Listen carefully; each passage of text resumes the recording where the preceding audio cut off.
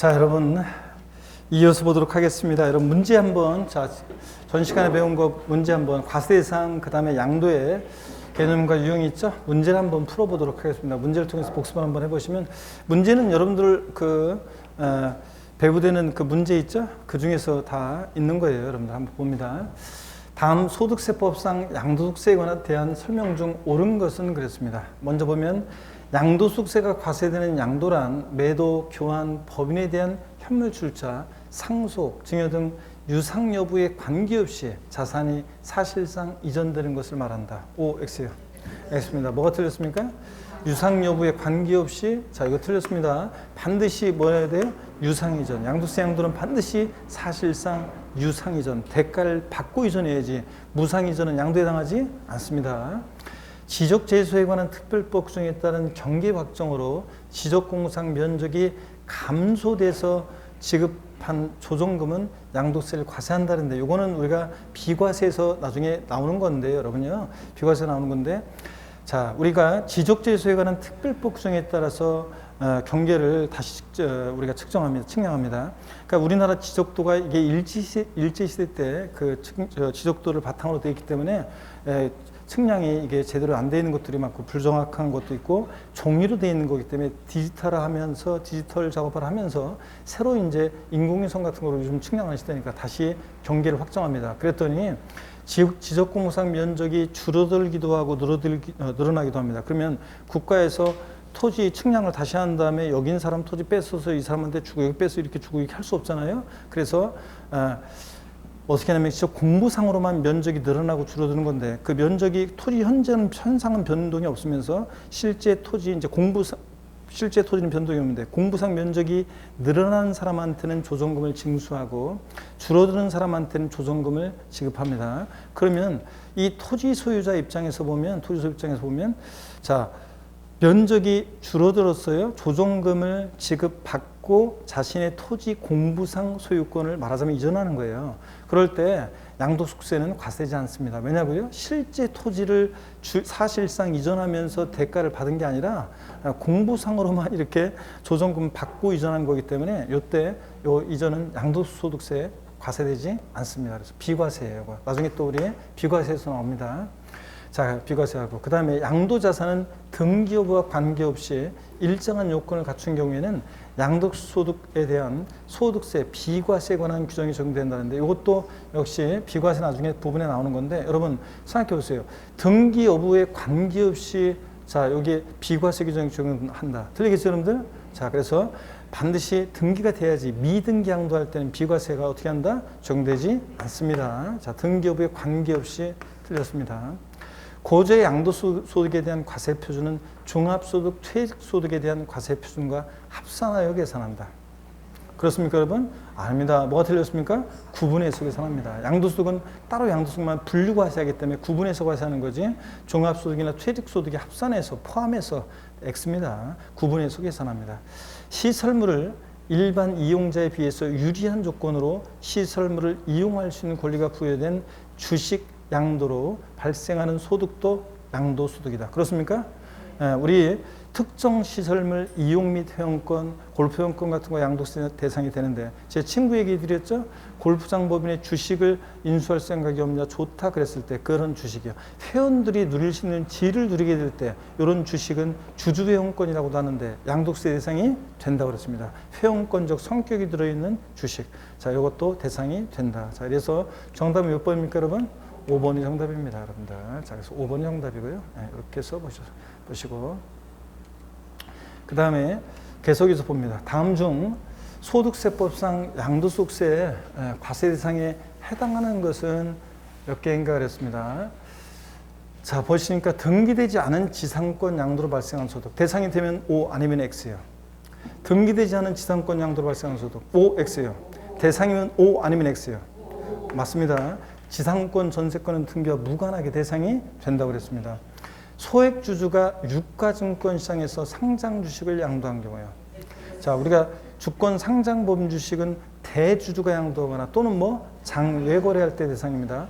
소액주주가 양도했어요? 증권시장에서 양도했어요? 그러니까 대주주가 양도한 것도 아니고 장외거래한 것도 아니니까 대상이 아닙니다.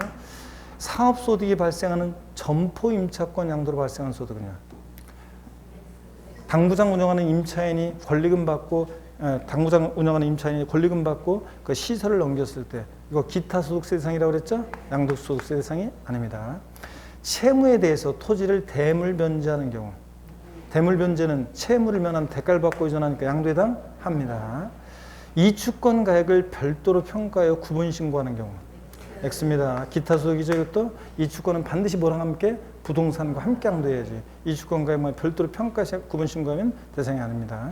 담보 목적으로 토지를 이전하는 경우, 담보 목적으로 이전은 사실상 이전이 아니니까 양도에 당하지 않습니다. 상가 건축물이 수용되는 경우, 수용이요. 강제적으로 매매 이루어져도 수용, 공매, 경매 다 양도에 당합니다. 그 다음에 재산세를 관할구역 내 토지로 물납하는 경우, 소세 물납은 조세 채무를 면한 대가를 받고 이전하니까 양도에 해당합니다. 자, 이렇게 해서 여러분들 대상에 해당하는 것은 하나, 둘, 셋, 네 개네요, 여러분들. 이렇게 여러분들이 하시면 되겠습니다. 자, 그래서 이렇게 해서 보시고요. 자, 그러면 이어서 보겠습니다. 자, 여러분 보시면요. 양도소득세 양도 및 취득 시기인데, 자, 한번 보겠습니다. 요 양도 및 취득 시기는 아까 별표시 2개 하시라고 그랬죠, 여러분들? 2, 3년에 한 번씩 출제가 되는 건데, 여기 양도 및 취득 시기 보유기간 판정 때문에 중요하다. 자, 그랬을 때 양도세 양도 및 취득 시기 한번 보겠습니다. 매매 같은 일반적 거래는 원칙적으로 언제냐면요, 대금 청산일입니다. 원칙 대금 청산일. 자, 근데 이 경우 자산의 대금에는 해당 자산의 양도에 대한 양도소득세 및 양도세 부가세액을 양수자가 부담하기로 약정한 경우에 해당 양도세 및 부가세액은 제외한다 그랬습니다. 여러분 이거 어떤 거냐면요. 양도세는 대금 청산일입니다. 실제로 잔금의 전부를 주고받은 날이에요. 그래서 계약상 잔금지bil 아니라는 걸 주의하셔야 돼요. 여러분 대금 청산일에다가 여러분이 돼지꼬리 땡냐해서 계약상 잔금지bil X입니다. 여러분들 거기 제목 옆에다가 대금 청산일 옆에다가 계약상 잔금지bil X입니다. 취득세는 매매 같은 일반적 거래의 경우에 원칙 계약상 잔금지bil 명시되지 않았다 계약일로부터 며칠? 60일 경과하는 날. 국소공판법 같은 객관적인 취득은 사실상 잔금지bil. 이런 날이 전에 등기일 먼저 언제? 등기일입니다. 만약에 이게 무슨 말인지 모르시는 분은 지금 처음 하신 분은 나중에 취득세에서 이제 배워요. 지금은 그냥 넘어가시고요. 이렇게 적기만 하시고 공부했던 분들은 이렇게 대금 청산일이지 실제로 잔금의 전부를 주고받은 날이에요. 대금 청산일은 실제로 잔금의 전부를 주고받은 날이지 계약상 잔금지빌이 아니라는 걸 주의합니다. 근데 이거는 지금 뭐냐면 이거는 자, 우리가 양도소득세는 누가 부담하냐면 양도자가 내는 세금이에요. 근데 양수인이 양도자가 내야 되는 양도소득세와 부가세액을 양수자가 부담하기로 약정했어요. 그랬을 때 이 대금 청산일의 대금에는 이 양수인이 부담하기로 한 이 양도소득세나 부가세액은 포함한다, 제외한다? 제외한다. 이게 포인트입니다. 자, 여러분 양도소득세 보유기간이 판정이 돼야지 양도소득세가 계산이 되는 건데 그런데 양수인이 부담하기로 한 양도세까지 이 대금 청산일의 대금에 포함을 시켜서 이게 청산됐을 때까지 그때를 취득시로 한다면 이 취득 시기가 자체가 성립이 안 돼요. 자, 그렇기 때문에 양수인이 부담하기로 한 양도세나 부가세액은 이 대금 청산일의 대금에 자, 포함한다, 제외한다? 제외합니다. 자, 이것을 제외한 금액이 청산됐을 때 말합니다. 그 다음에 양가로 2번 예외 등기 접수일이 되는 경우 봅니다. 자, 대금 청산일이 원칙인데 대금 청산일이 분명하지 않다 그러면 등기부 등록 후 명부 등기 기재된 등기 등록 접수일 명의개소일이에요. 우리가 주식은 주주 명부에 등재가 되고 그 명의개소일을 취득시로 하는데 자, 근데 우리는 부동산 세법이니까 그냥 등기 접수일 기억하시고 대금 청산 전에 소유권 이전 등기에 따르면 언제예요? 등기 접수일입니다. 자, 이렇게 해서 요거 대금 매매 같은 일반적 거래의 경우 양도 및 취득 시기 여러분 요렇게 알아두시고요. 그래서 여러분들 절 보세요. 갑이라는 사람과 을이라는 사람이 부동산을 매매했습니다. 자, 그럴 때 우리 요거 심화이론 때도 한번 했는데요. 뭐냐면 매매하는데 계약일이 만약에 계약일이 2021년 3월 2일입니다. 계약서상으로 잔금 지급하기로 한 날이 계약상 잔금 지급일이 이게 2021년 만약에 4월 10일이고요. 실제로 대금이 청산된 날이 2021년 4월 20일이고요. 4월 20일이고 을명의로 등기한 등기 접수일이 만약에 등기 접수일이 2021년 5월 28일이다. 그랬을 때 우리가 취득세는 아직 공부하지 않은 분들이 있기 때문에 오늘 뭐 처음 요약집으로 바로 들어오는 분들이 있기 때문에 일단 양도소득세만 보겠습니다. 양도소득세상에 취득 시기는 언제입니까, 여러분? 요 사례에서 양도소득세상의 취득 시기 지금 언제예요? 네? 금방 봤는데 대금 청산이라고 그랬죠? 자, 그러니까 언제입니까? 4월 20일입니다. 4월 20일. 근데 그러면 갑 입장에서 양도소득세상의 양도 시기는 언제라고 그랬습니까? 양도 시기는 언제예요? 네? 4월 20일 대금 청산일 날 4월 20일 날 갑과 을이 만났잖아요. 갑 입장에서는 이날이 뭐예요? 양도한 날이고 을 입장에서는 이날이 뭐한 날이에요? 취득한 날이지. 그래서 양도 및 취득 시기에 제목이 이렇게 되는 거고, 그래서 대금 청산일 4월 20일이 양도 시기고 을 입장에서는 취득 시기가 되고요. 근데 이번엔 등기 접수일이 3월 28일로 하겠습니다. 자, 그러면 양도소득세상의 취득 시기는 언제란 얘기예요? 그렇죠. 원칙 대금 청산일인데 대금 청산일 전에 등기하니까 언제예요? 등기 접수일입니다. 등기일이 빠르면. 그래서 양도 시기도 똑같아요. 등기 접수일입니다. 자, 그럼 이번에는 이렇게 하겠습니다. 등기 접수일은 5월 28일로 하고요. 5월 28일로 하고 대금 청산일이 불분명합니다. 대금 청산일이 명시되지 않았다. 자, 불분명하다. 자, 그랬을 때 을 입장에서 취득 시기 언제입니까? 네. 대금 청산일이 원칙인데 불분명하면 언제라고 했어요? 등기 접수일입니다. 등기 접수일. 자, 그래서 등기 접수일이 됩니다. 자, 이렇게 된다는 거. 자, 이해하셨죠, 여러분? 예. 자, 그러면 계속해서 봅니다. 2번 장기 할부 조건 매매를 볼게요. 2회 이상의 기간에 걸쳐서 할부금을 지급하는 방식으로 거래할 때 장기 할부 조건 매매의 경우에 자, 원칙 언제냐면 소유권 이전 등기 접수일이에요. 근데 그 전에 인도받거나 사용 수익을 시작하면 그날이니까 비교해서 빠른 날입니다. 장기 할부 조건 매매. 양도소득세는 여러분요, 이런 세금이에요. 양도소득세는 사용 수익에 대한 것을 세금으로 귀속시키는 조세인데요. 사용 수익에 대한 것을 한번 보세요. 어떤 자산을 취득해서 양도하기까지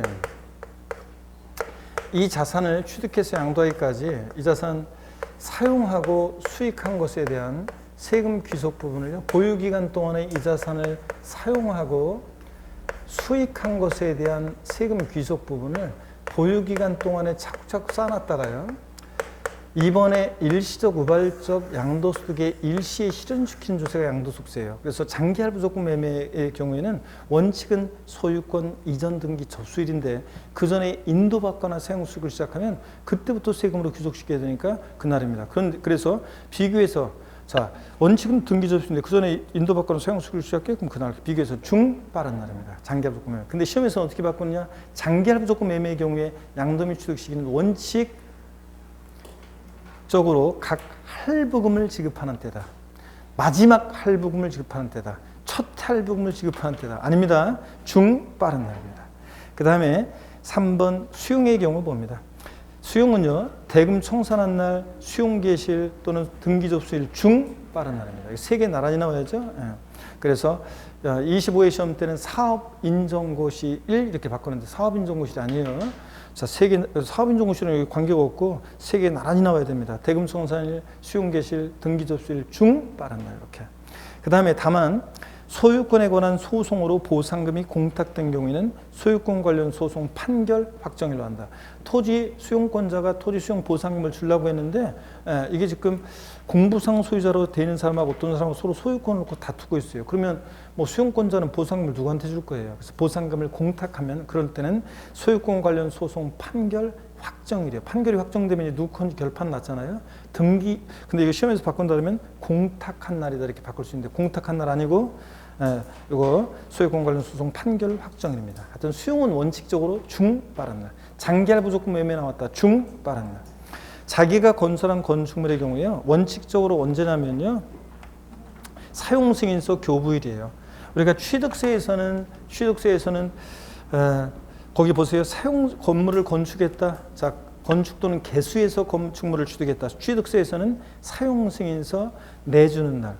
내주는 날이나 교부일이나 뭐 같은 거죠 뭐. 내주는 날과 사실상 사용일 빠른 날입니다. 근데 양도세에서는 사용 승인서 교부일이고요. 예외 봅니다. 사용 승인서 교부일 전에 만약에 사실상 사용하거나 임시 사용 승인을 받았다 그러면 그 사실상 사용일 또는 임시 사용 승인 중 빠른 날입니다. 무허가 건축물이 29회 시험 때 나왔었는데 바꿔 정답쯤으로 무허가 건축물은 이런 허가 절차가 없으니까 지가 건물 지어놓고 뭐 한 날? 사실상 사용한 날입니다. 근데 시험에서는 어떻게 바꿨었냐? 무허가 건축물의 경우 양도세상의 취득 시기는 나중에 추후 사용 승인 또는 임시 사용 승인을 받은 날. 아닙니다. 나중에 임시 사용 승인이나 사용 승인을 받은 날이 아니라 언제라고요? 사실상 사용일입니다. 지가 건물 지어놓고 사실상 사용한 날. 주의하시고 673페이지 봅니다. 상속과 증여에 따른 취득. 상속을 취득한 자산은 상속 개시일이에요. 피상속인 돌아가시면서 역사가 시작되죠. 증여받은 자산은 증여받은 날이에요. 증여받은 날이 언제냐에 대해서 우리 예규에서는 소득세법 통칙에서는 증여받은 날은 부동산은 등기일, 동산은 인도일을 의미한다고 하는데 그냥 우리 세법에서는 그냥 증여받은 날 이렇게 나와요. 취득세랑 뒤바꿀 수 있어요. 취득세에서는 언제냐? 증여계약일입니다. 증여계약일. 그래서 양도세에서는 증여받은 날, 취득세는 증여계약일이에요. 그 다음에 점유시효 취득한 부동산의 경우 취득 시기는 점유시효 취득한 부동산의 취득 시기는 자 민법 245조 1항이요. 평온 공연하게 소유사로 타인의 부동산을 20년간 점유한 자는 등기함으로 소유권 취득한다. 민법이 이렇게 돼 있죠? 네. 근데 자 우리 세법은 실질과세원칙을 따르기 때문에 보세요. 예를 들어서 만약에 1988년도 9월 달이면 88 올림픽이 열릴 때인가요? 네? 자, 그래서 제가 1988년도 9월 달에 태어나지 않으신 분, 88년 9월 달에 태어나지 않았다. 안 태어났어요? 에이, 진짜 뻥치지 말고. 자, 그래서 하면은, 자, 우리 저쪽 주기는 왜 손 안 들어요? 저 88년 9월 달에 안 태어났잖아요. 우리 맨 뒤에, 그죠? 예. 자, 이렇게 해서 안 태어난 사람들. 자, 한번 봅니다. 이제 그만하고 이제 알았어요. 자, 88년 9월 달에 평온 공연하게 소유사로 타인의 토지 점유를 개시했어요. 그래서 2008년도에 9월 달에 20년의 시효가 만료했고, 그 다음에 만약에 21년도 4월 달에 등기를 접수합니다. 등기를 접수해요. 그러면 등기를 접수하면 민법은 등기함으로 소유권 취득한다고 돼 있지만 우리 세법은 실질과세원칙이 적용되기 때문에 자 등기 접수일도 아니고요. 시효 만료일도 아니고요. 점유개시를 소급합니다. 양도소득세는 사용수익에 대한 걸 세금으로 귀속시킨 조세인데 사용수익에 대한 세금 귀속 언제부터 시작했어요? 이제부터. 자 그러니까 점유개시로 소급합니다. 그래서 등기 접수일로 바꿔서 나온 적이 있습니다. 아닙니다. 그래서 점유개시라는 거. 그 다음에 계속 봅니다. 시효 만료일 X고 등기 접수일 X입니다.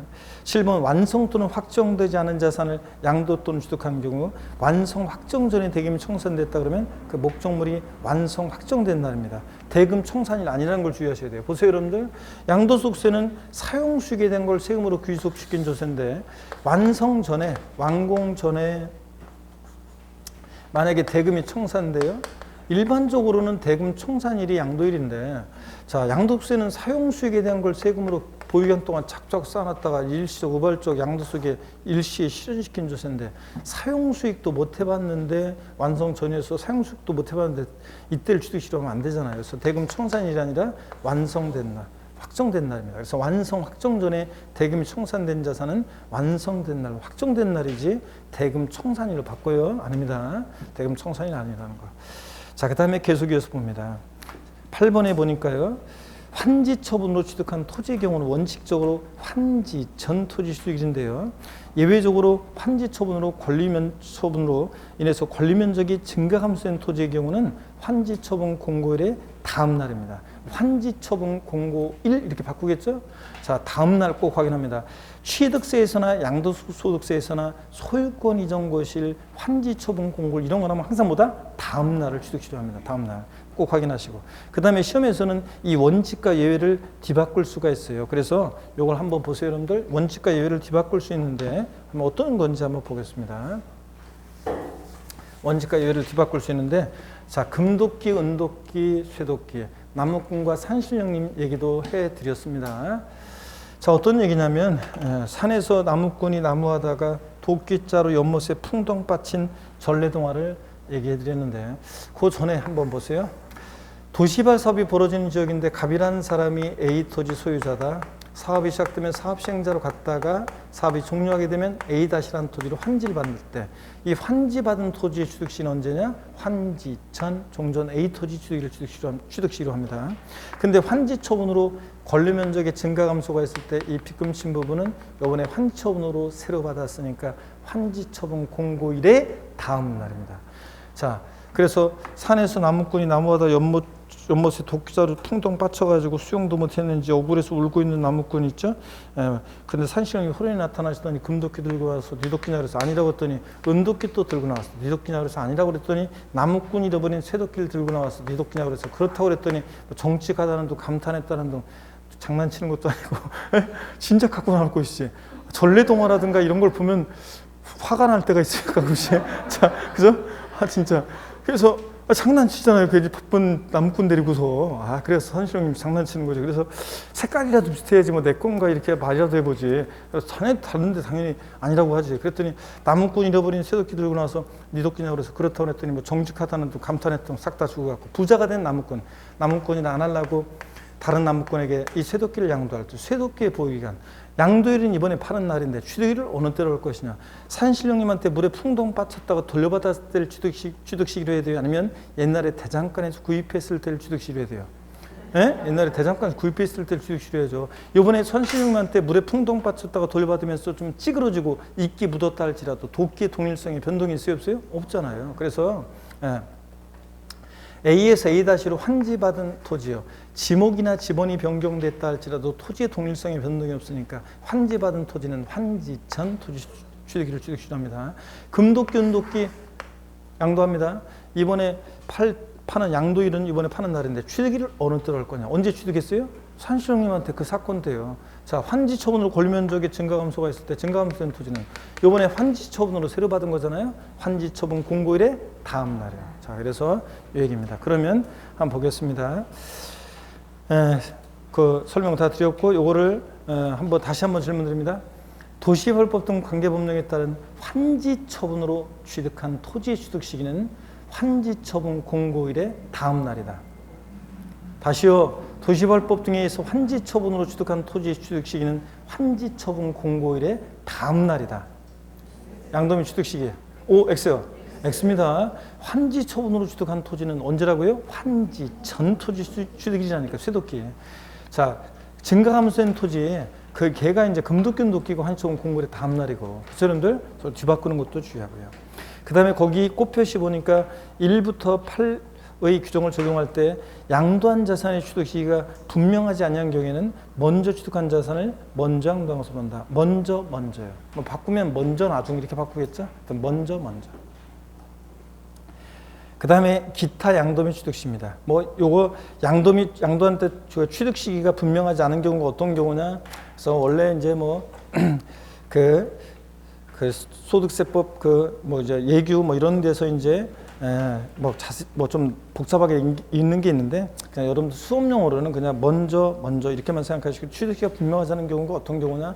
너무 깊이 생각할 필요 없어요. 그냥 먼저 취득한 자산을 먼저 양도해서 본다. 요거고. 9번 기타 양도민 취득 시기 봅니다. 동그라미 1번 부동산의 소유권이 타인에게 이전됐다가 법원의 무효 판결에 의해서 소유권이 환원된 경우에 당해 재산에 대한 취득 시기는 그 자산 당초 취득일이다 그랬습니다. 자, 어떤 거냐면 이런 거예요, 여러분. 요거는 이런 거예요. 보세요.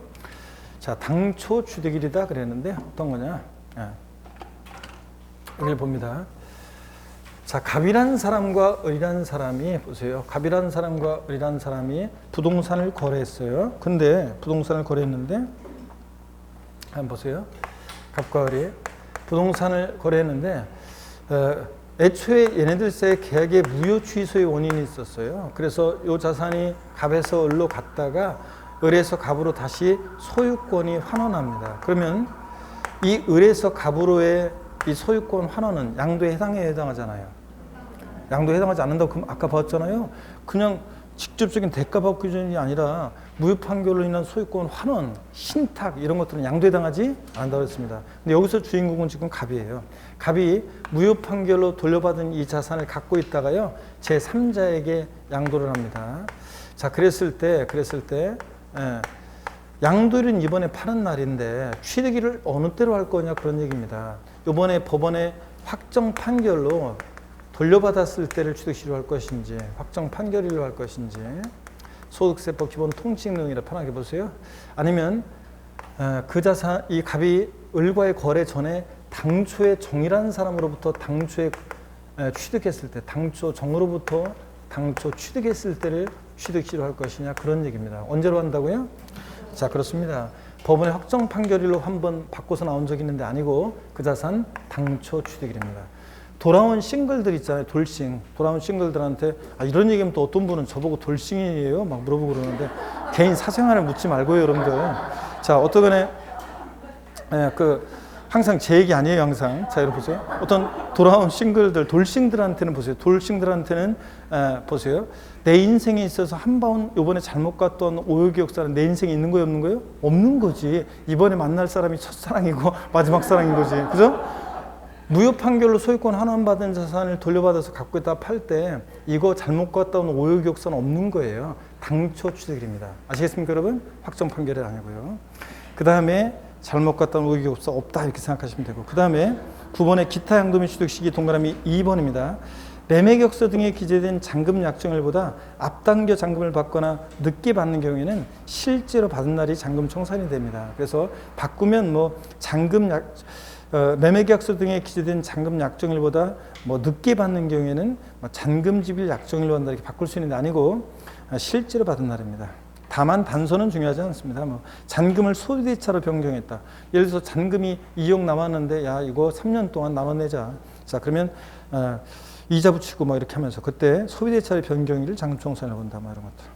3번 봅니다. 부동산 분양계약을 체결한 자가 해당 계약에 관한 모든 권리를 양도하는 경우에는 그 권리에 대한 취득 시기는 해당 부동산을 분양받을 수 있는 권리가 확정된 날, 아파트 당첨권은 당첨일이고 이런 것들 한번 눈여겨보 놓습니다.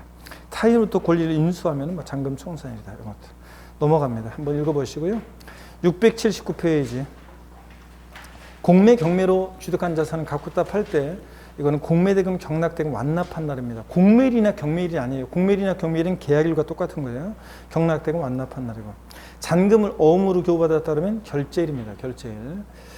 교부일이 아니라 결제일이고 취득 시기 의제는 어떤 거냐면 너무 보유기한이 오래되다 보면 있죠. 너무 보유기한이 오래되다 보면 이게 이제 취득 시기 입증도 곤란하고 또 그 다음에 너무 명목소득만 커지는 문제점이 있어서 취득 시기를 일정 시기마다 끊어요. 그랬을 때 1984년 12월 30일 이전에 취득한 토지, 건물, 부동산에 관한 기타 자산, 주식 빼놓고 얘네들은 실제 취득일에 관계없이 1978년에 취득했든 83년에 취득했든 84년에 취득했든 언제 취득한 거로 봐요?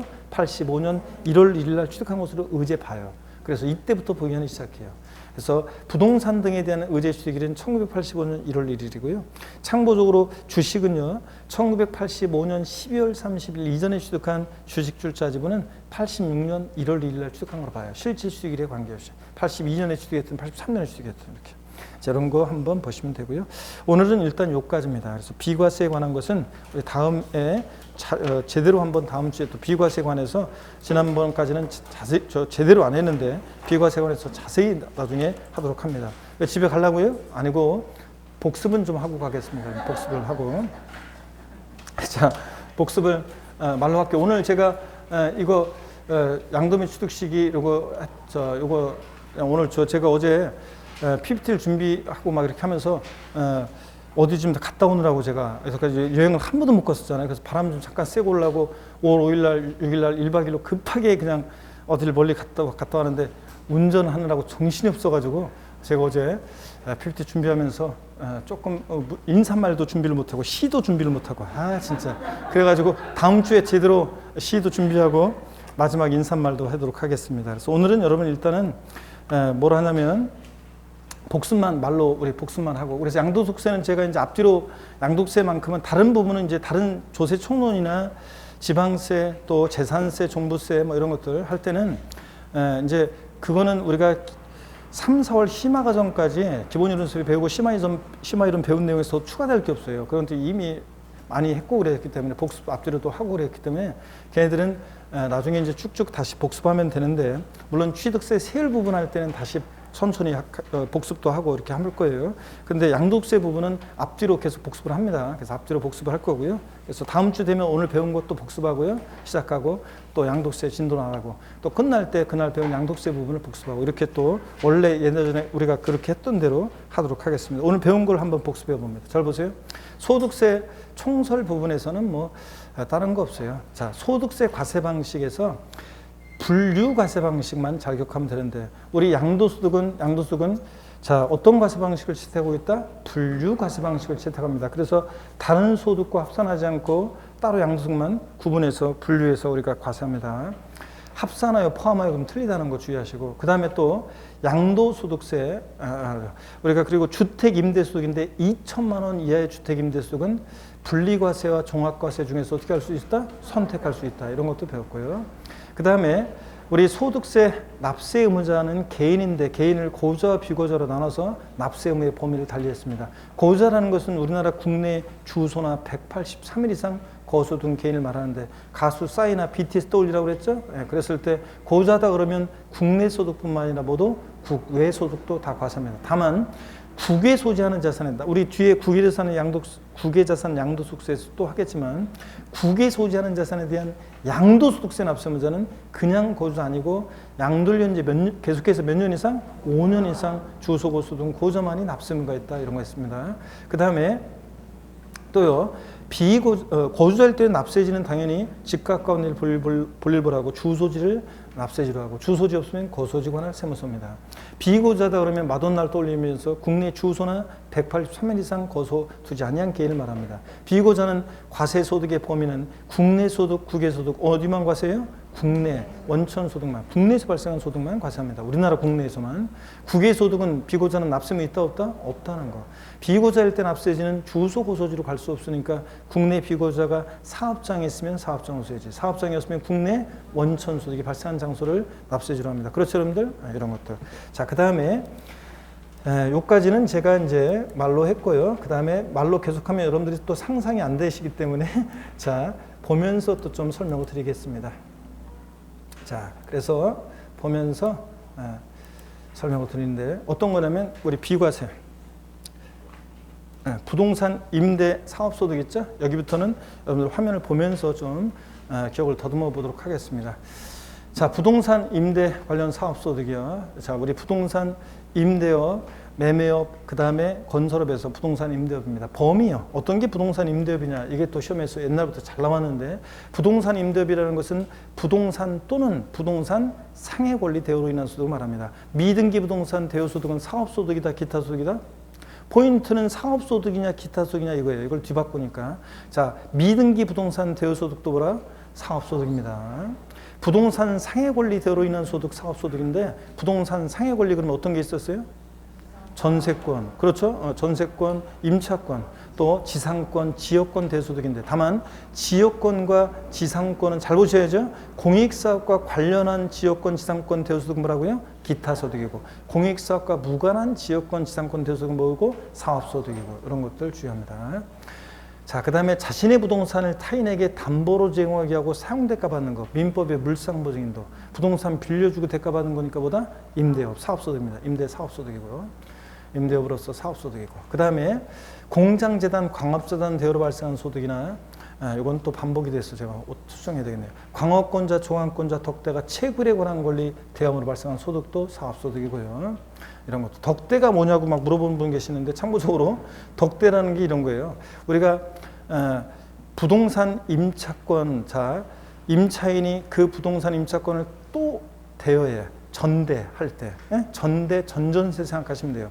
타인의 광구에서 광물을 채굴할 수 있는 권리를 빌린 사람을 덕대라고 하는데 이 사람이 그 권리를 또 타인에게 이거 빌려줘. 자, 임대예요. 이런 것을 말합니다. 채굴하고 하는 권리, 대여로 발생한 소득도 임대업이다. 그 다음에 기타 포함되는 거, 금방 얘기했어요. 자기 소유 부동산을 타인의 담보로 사용하게 하고 사용대가 받는 것도 이것도 사업소득이라고 그랬습니다. 민법의 물상보증인 이것도 임대업이고요. 그 다음에 부동산 매매업 또는 건설업자가 판매를 목적으로 취득한 토지 등의 부동산을 일시적이었든 뭐였든 부동산 빌려주고 대가 받으면 이거 뭐라고요? 사업소득입니다. 이런 것들 공부했고요. 그 다음에 광고용으로 토지나 가옥의 옥상이나 측면 등을 사용하게 하고 받는 대가 있죠? 이런 것도 임대료입니다. 우리 기지국 같은 거 건물 옥상에 이런 거, 자 이런 것도 광고판 막 이런 거, 자 이런 것도 사업소득입니다. 그 다음에요, 양도와 대여 비교 한번 여러분들 우리가 봤고요. 그 다음에 부동산 임대업 범위 받고 이제 비과세된 경우, 자신의 논밭을 타인에게 작물 생산에 사용하게 하고 사용대가 받으면 이거 뭐다? 비과세입니다. 이것은 옛날에 농업소득세 대상이기 때문에 비과세예요. 작년에 정답적으로 나왔어요. 논밭을 작물 생산에 이용하게 하고 사용대가 받으면 비과세입니다. 근데 자신의 논밭을 모델하우스용 부지로, 주차장 부지로 사용하게 하고 사용대가 받으면 과세합니다. 참고적으로 이런 거 보시고. 그 다음에 자, 딱 주택 하나, 일개 소유하는 자의 주택 임대소득은 뭐한다? 비과세입니다. 딱 주택 하나가 있는 사람이 임대하면 비과세예요. 근데 단 고가주택과 기준시가 9억 초과하는 고가주택과 자, 국외 소지하는 주택은 어떻게 한다? 1주택이라도 과세합니다. 자, 우리가 부동산 임대업에서 고가주택은 양도세하고 구별해요. 양도소득세에서 고가주택은 실거래가의 9억 원 초과하는 주택인데 부동산 임대업에서는 기준시가 9억 초과하는 주택입니다. 과세기간 개실이 아니라 종료일 또는 양도일 현재 기준시가로 9억 초과하는 주택이 고가주택이고, 고가주택이면 1주택이라도 임대소득을 어떻게 한다? 과세합니다, 여러분. 자, 그 다음에 계속 이어서 봅니다. 비과세 주택수에 일개 소유하는 자의 주택 임대소득 비과세 주택수 계산할 때 다가구택은 전체를 어떻게 한다? 한 개의 주택으로 봅니다. 구분 등기된 게 아닐 때는. 공동 소유 주택은 지분이 가장 큰 자의 소유를 계산합니다. 갑지분 60%, 을지분 40%인 공동 소유 주택은 공동 소유자 각각의 소유를 계산한다. 틀려요? 아니고 지분이 가장 큰 자의 소유를 계산합니다. 다만 지분이 가장 큰 자가 2인 이상일 때 그때 각각의 소유를 계산해요. 50%씩이다? 그럼 각각의 소유로. 이런 겁니다. 그 다음에요. 또 보시면 부부는 주택수 계산할 때 어떻게 한다? 합산합니다. 소득세 계산은 따로 하지만 남편 명의 주택 하나, 부인 명의 주택 하나 있으면 몇 주택? 2주택 임대니까 그 중에 하나 임대할 때 과세입니다. 부부는 합산하고. 그 다음에 전대하거나 전전세할 때는 누구의 주택으로 계산하냐? 임차인, 전세받은 자의 주택으로 주택수 계산합니다. 임대인의 주택으로 계산하는 게 아니에요.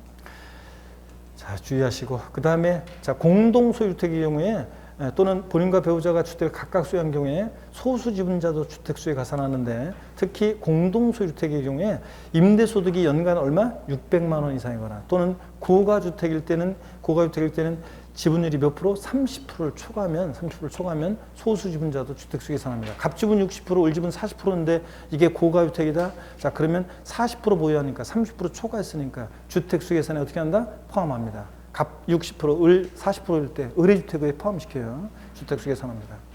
이런 것도 보시고.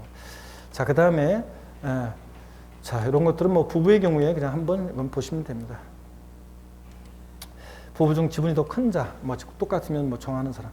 자, 우리 부동산 관련 사업소득 금액은 총수익 금액에서 필요경비를 빼서 구하는데요. 그런데 이 총수익 금액은 임대료, 간주임대료, 그 다음에 뭐 관리비 수입, 보험 차익 이런 것들을 합한 것으로 하는데, 자, 그럴 때 임대료, 월임대료를 말하고 간주임대료는 보증금, 전세금을 은행에 넣어놓으면 이자 발생하는데 그걸 임대료로 간주하겠다는 건데요. 보증금, 전세금을 말하자면 월임대료로 환산하는 임대료입니다. 자, 이런 것들. 자, 관리비 수입, 공공요금은 여기 관리비 수입에 전기요금, 수도요금 같은 공공요금은 포함한다 그랬어요, 제외한다 그랬어요? 제외한다 그랬습니다. 관리비 수입에. 그리고 각종 청소비 무슨 저 각종 명목 받는 것은 다 총수익금에 포함되는데, 전기료, 수수료 같은 공공요금은 총수익금액 계산할 때 이 관리비 수입에 포함한다, 안 한다? 안 한다. 이런 것도 좀 깊은 내용이지만 한번 시험에 나왔었으니까 알아두시고요. 그 다음에 또 봅니다. 간주임대를 계산하는 건데 뭐 식을 여러분들이 달달 지금 못 외워도 괜찮고 식의 의미만, 보증금 합계액에서 3억 원을 빼고 여기에 보증금의 60%를 곱해요. 60%만 과세요. 그리고 임대 일수를 곱하는데 되게 1년으로 나오고, 정기금 이자를 곱하는데 숫자 쉽게 나옵니다. 혹시 나온다 그러면. 그리고 여기서 이제 해당 과세기간에 임대 사업 부분에서 발생한 금융수익을 빼서 구하는데, 이때 금융수익에 한번 보시면 이런 것들은 참고고요. 금융수익에 보면 유가증권 처분이익은 이 금융수익을 뺄 때 여기에 포함한다, 안 한다? 안 한다는 거. 여기 한번 시험에 또 28회 때 나온 적이 있어요. 한번 눈여겨봅니다. 요거만. 자, 그 다음에요. 자, 이런 것들 하여튼 뭐 공공요금은 전기요금 수수료 같은 공공요금은 총 수익 금액 계산할 때 관리비 수입에 포함하지 않는다는 거 보시고 관리비에 포함하지 않는다. 자, 우리가 전세 보증금에 대한 소득세 과세요. 하여튼 시험 지문에 전세 보증금 또는 보증금, 전세금 이런 말 들어있으면 이게 전세주택인데 전세주택은 몇 주택부터 과세한다? 3주택 이상이면서 엔드 보증합계액이 얼마? 3억 원을 이상의 초과요? 초과할 때 과세합니다. 엔드예요. 3주택 이상이면서 보증합계액 3억을 초과할 때만 간주임대로 총수익금액에 산입합니다. 근데 다만 일정한 소형주택은 3주택 계산할 때 제외되는 경우가 있어요. 그래서 주거용도로만 쓰이는 1호 면적이 1호 또는 1세당 이게 60에서 40으로 바뀌었습니다. 40제곱미터 이게 이하이면서 엔드 기준이니까 2억 원 이하인 소형주택은 3주택 계산할 때 제외되는 경우도 있다. 임대소득의 수입 시기는 계약 또는 관습에 의해서 지급일이 정해지면 그 정해진 날로 합니다.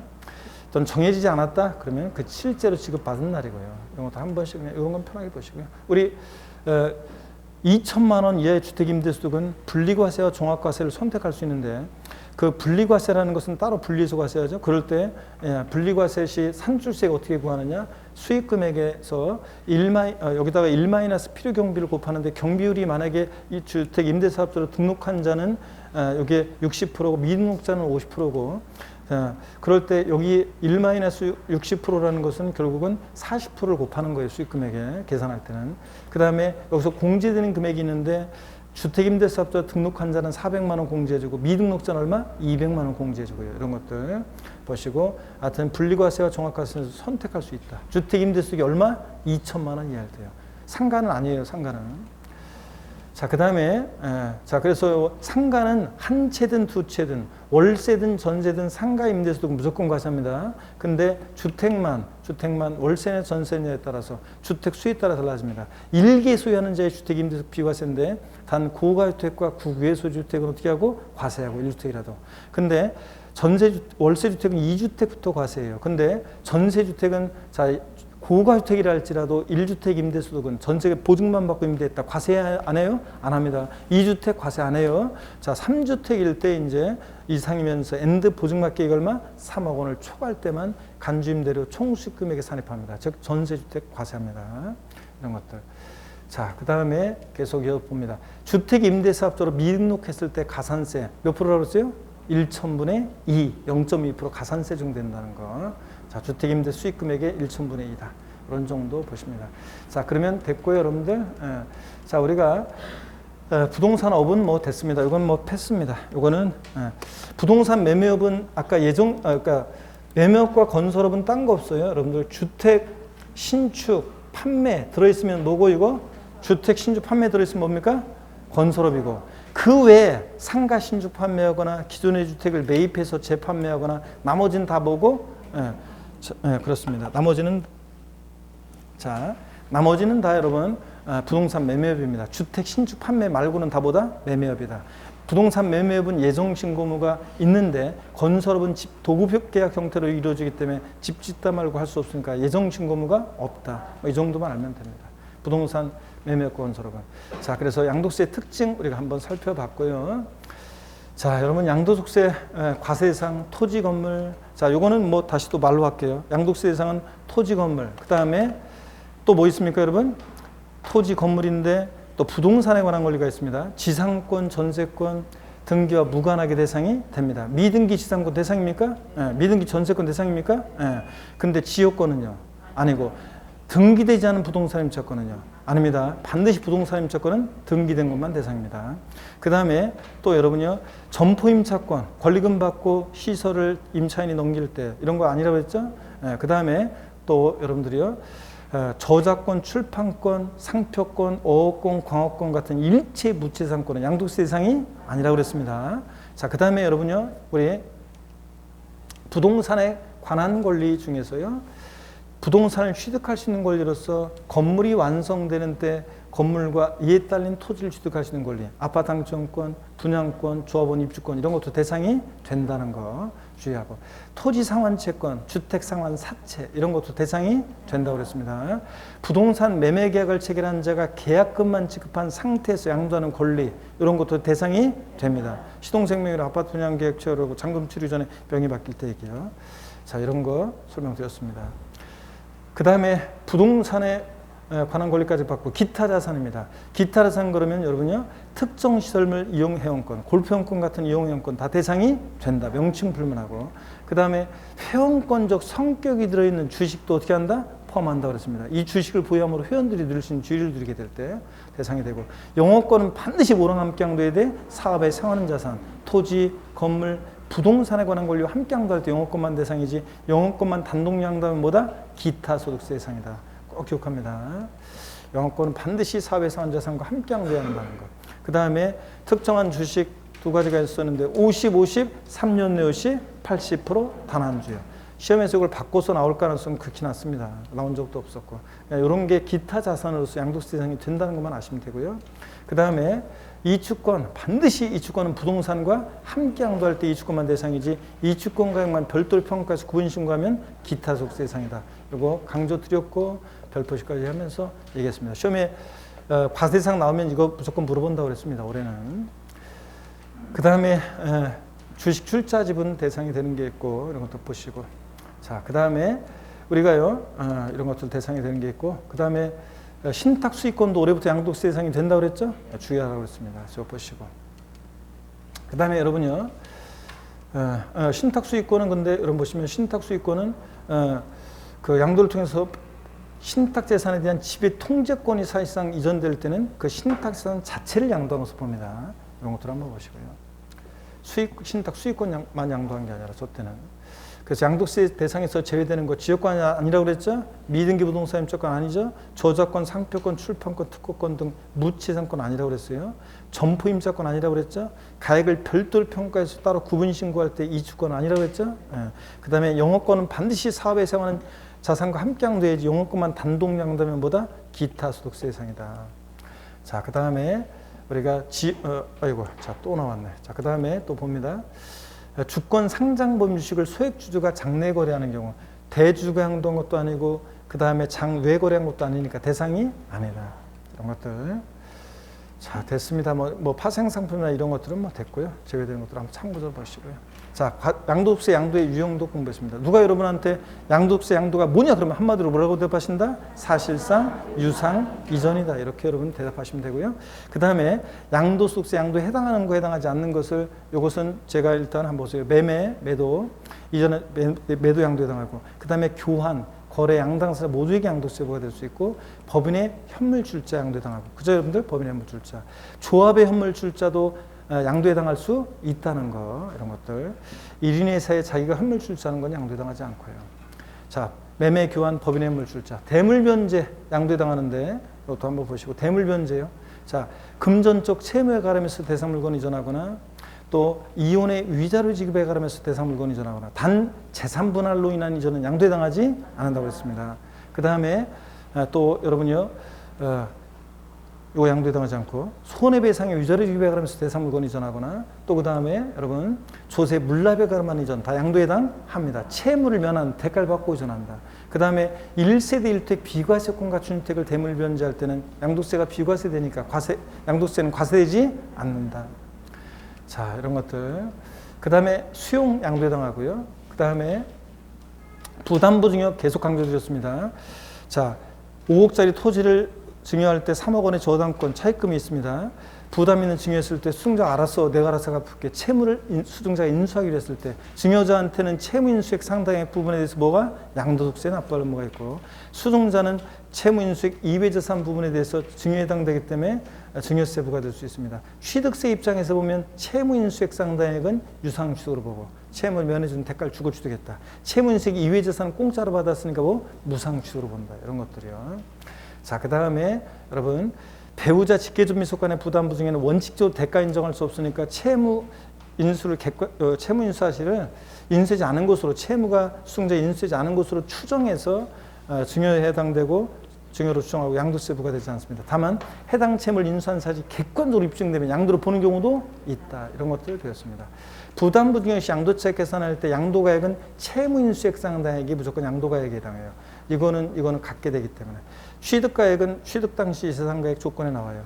증여받은 재산가액분의 채무 인수액을 곱해서 구합니다. 이런 것들. 나중에 또 계산 사례 연습할 거고요. 양도세 대상에 이거 해당하지 않은 자산을 함께 양도한 거 이거는 그냥 신경 쓰지 마세요. 나중에 봅니다. 양도에 해당하는 경우요. 자, 공유물 분할 해당하는 경우 공유물 분할인데 지분이 변동 없는 공유물의 분할은 양도에 해당하지 않는데 지분이 변동하는 공유물 분할은 양도에 해당합니다, 여러분들. 자, 뭐 또 공동소유 공유자 지분 변경 없이 공동소유 토지를 두 개 이상의 공유 토지로 분할했다가 그 공유 토지를 소유진별로 단순히 재분할하는 경우 지분이 변동 없으니까 양도에 해당하지 않는다. 근데 지분이 변동하는 공유 분할의 경우에 지분 감소로 변동될 때 양도에 해당한다 그랬습니다. 공유지분권 대가를 받고 10%를 이전했다. 양도에 해당합니다. 이해되십니까, 여러분? 가불이 공유하고 있는 부동산을 감 60을 40%로 분할했을 때 예를 들었었고 공매 경매도 양도에 해당합니다. 강제로 매매를 줘도. 자, 그 다음에 양도에 해당하지 않는 거 봅니다. 무상이전 양도에 해당하지 않죠?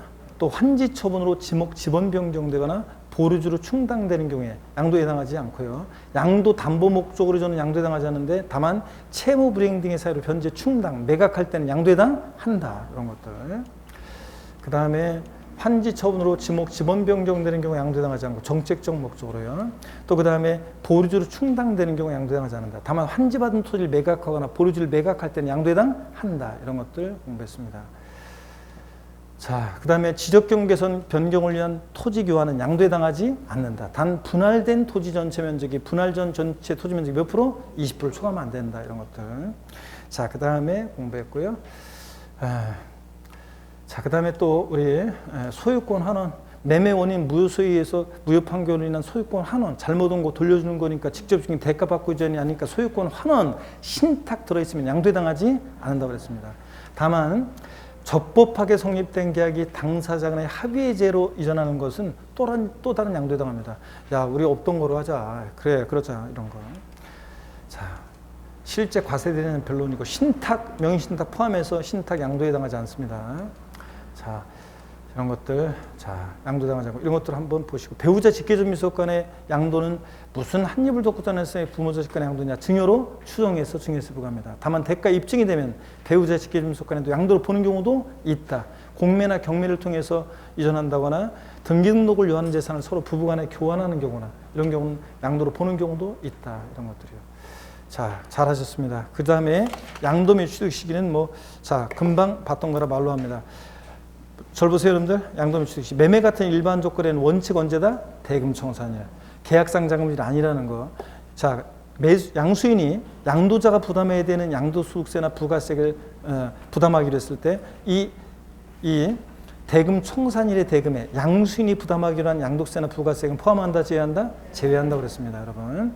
자, 그 다음에 우리 장기할부 조건 매매의 경우는 어떻게 기억하라고 그랬어요? 중 빠른 날. 장기할부 조건 매매는 중 빠른 날.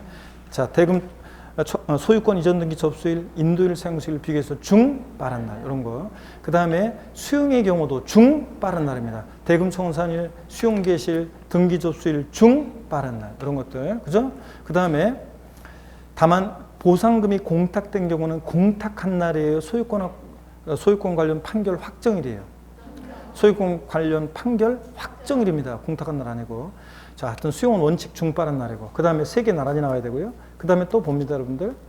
또 어떤 거냐면 양도소득세, 양도매 취득 시기에서 또 환지 처분으로 취득한 토지 취득 시기는 언제라고 했어요? 환지 전 토지 취득일이다. 다만 환지 처분으로 권리 면적의 증가 감소가 있을 때는 언제다? 환지 처분 공고일의 다음 날 이런 거예요. 완성 확정 전에 완성 확정 전에 대금이 청산됐다. 대금 청산일이에요. 완성 확정된 날이에요. 완성 확정된 날이다. 양도소득세는 사용수익에 대한 걸 세금으로 귀속시키니까. 법원의 무효 판결로 인해서 소유권 환원받은 자산을 갖고 있다가 제3자에게 팔 때 어느 때다? 법원의 확정 판결이 아니라 잘못 갔다는 오해교육사는 내 인생에 없는 거니까 그 자산 당초 취득일이다. 그랬죠, 여러분들? 자, 무효 판결로 소유권 환원받은 자산 양도할 때. 그 다음에 또 점유 시효 취득한 민법 245조 1항 규정에 따라 점유 취득한 부동산 취득은 언제다? 점유계실이라는 거. 시효 만료일도 아니고 등기 접수일도 아닙니다. 자, 그 다음에 취득 시기가 불분명하다 그러면 먼저 취득한 자산을 먼저 양도하면서 본다. 먼저. 뭐 이런 정도 오늘 아시면 되겠습니다. 잘 하셨고, 다음에 양도세, 비과세 답하고 계산 구조로 넘어가도록 하겠습니다. 여러분 오늘 장시간 고생 많으셨고, 오늘 좀 늦게 시작하는 바람에 장시간 고생 많으셨습니다. 다음 시간에 씩씩한 모습으로, 아니구나. 오늘 첫 주지. 5월, 6월 달 포기하지 않고 하여튼 이제 확실하게 우리 압축 요약 정리하고 끝까지 해서 이론을 마무리 짓겠다 다짐하는 의미에서 오늘 힘찬 박수 치면서 마치겠습니다. 고맙습니다. 수고하셨습니다, 여러분.